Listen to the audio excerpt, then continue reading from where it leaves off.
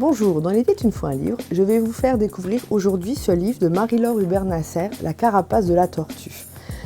C'est une histoire que je n'attendais pas, en fait j'ai pris ce livre par hasard et je ne l'ai pas lâché durant toute la lecture. Clotilde est une jeune bordelaise qui s'installe à Paris pour travailler en toute discrétion.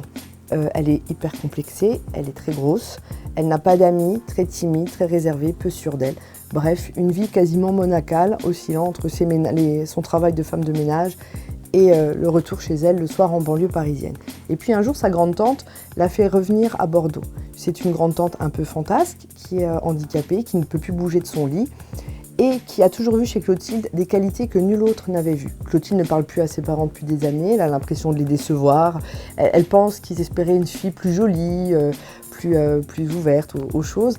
Et donc voilà. Donc la tante la fait revenir à Bordeaux et elle lui prête un appartement dans son grand immeuble de caractère dans lequel il y a plusieurs familles qui vivent. Et elle décide, donc pour aider Clotilde à sortir de sa carapace, parce que c'est tout à fait ça, elle décide de monter une armée, mais vraiment une armée de locataires avec elle, donc qui vont lui faire du sport, qui vont aller la voir régulièrement, la sortir, lui faire découvrir plein de choses. Et ça va marcher un temps, effectivement. Clotilde va prendre de l'assurance, elle va perdre du poids, elle va faire du sport et tout.